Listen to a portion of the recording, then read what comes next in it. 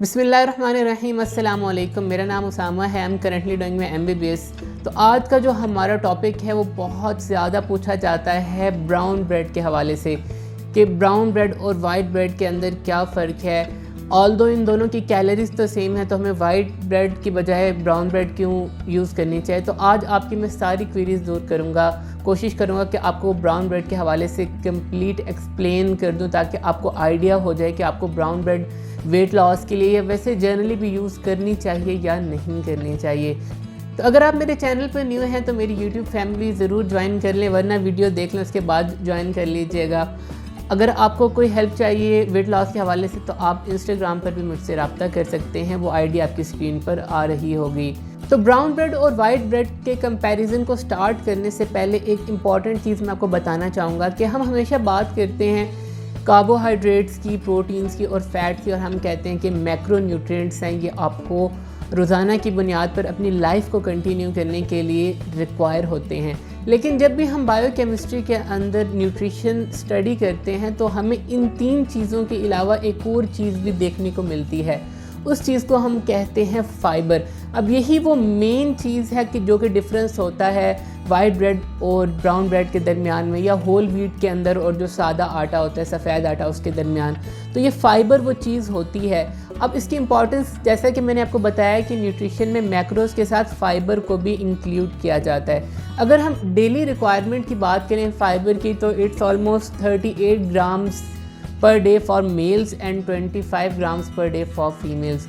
तो ये आपको रोज़ाना की बुनियाद पर फ़ाइबर रिक्वायर होता है ताकि आपका जो डाइजेस्टिव प्रोसेस है वो बहुत अच्छी तरह से चल सके।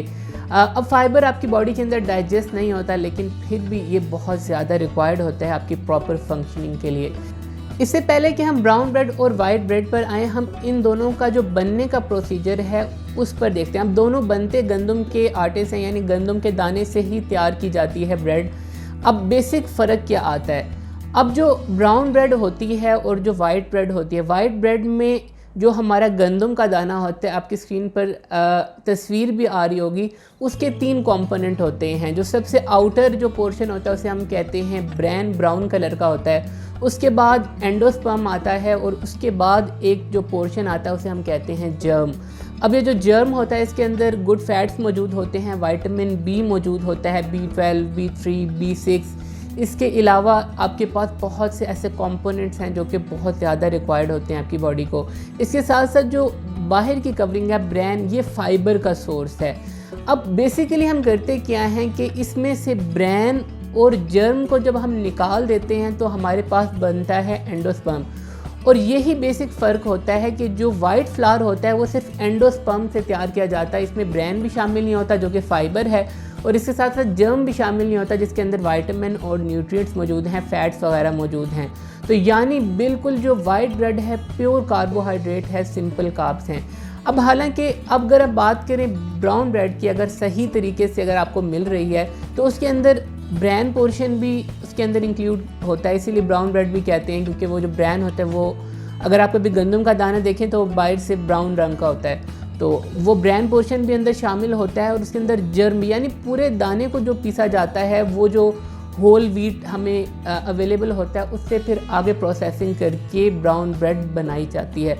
अब यही वजह है कि जो वाइट फ्लोर से हम जो चीज़ें तैयार करते हैं, वाइट ग्रेन से जो चीज़ें तैयार करते हैं, हम उनको सिंपल कार्बोहाइड्रेट्स कहते हैं, क्योंकि उनके अंदर फाइबर भी नहीं होता और फैट्स वगैरह भी नहीं होते।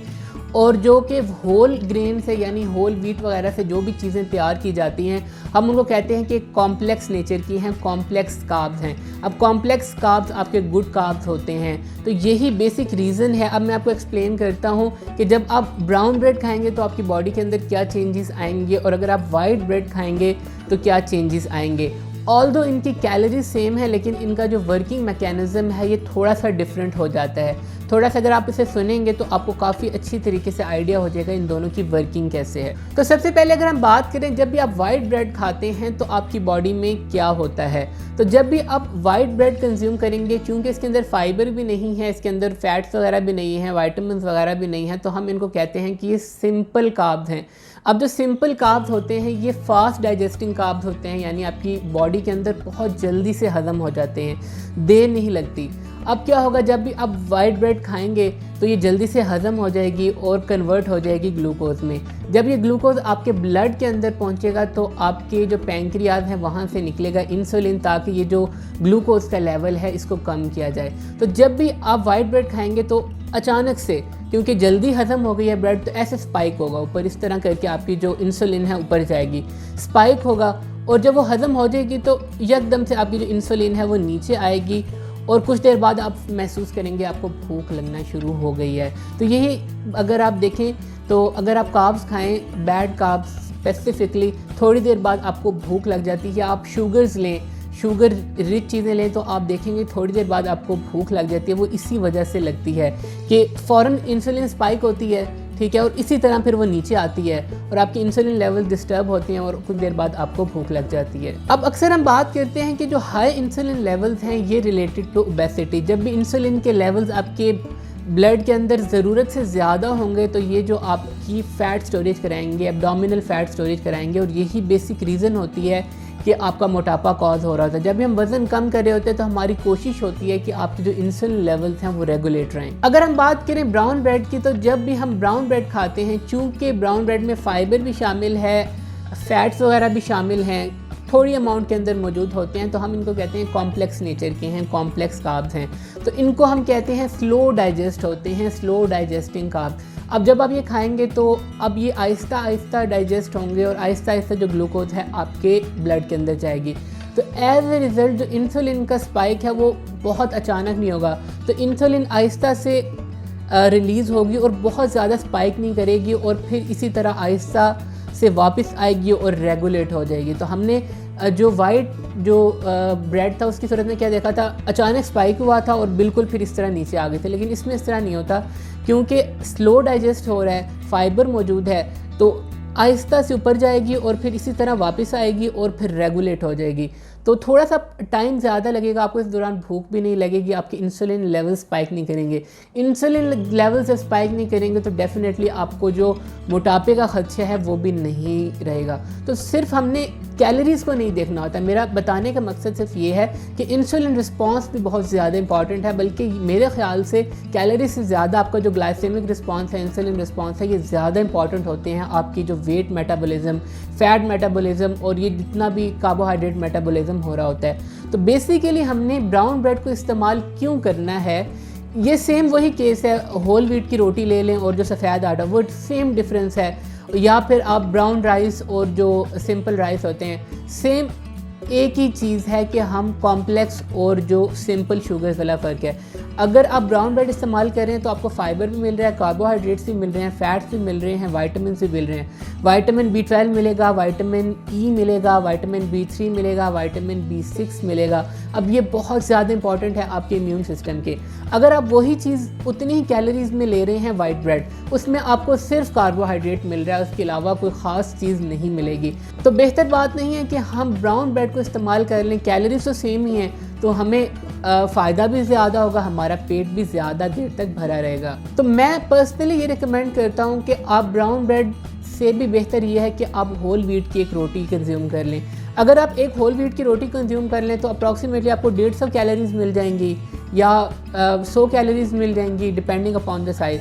लेकिन अगर आप 2 स्लाइसेस खा लें ब्राउन ब्रेड के तो आपको 140-150 कैलोरीज़ मिलेंगी। 70 से 75 कैलोरीज़ की एक ब्रेड होती है, एक स्लाइस होता है। तो आप देखेंगे होल व्हीट की अगर आप रोटी खा लें या मल्टीग्रेन रोटी खा लें तो आपका पेट भर जाता है। ब्रेड आप कंज्यूम करें तो आपको उस तरह सेटिस्फेक्शन नहीं होती।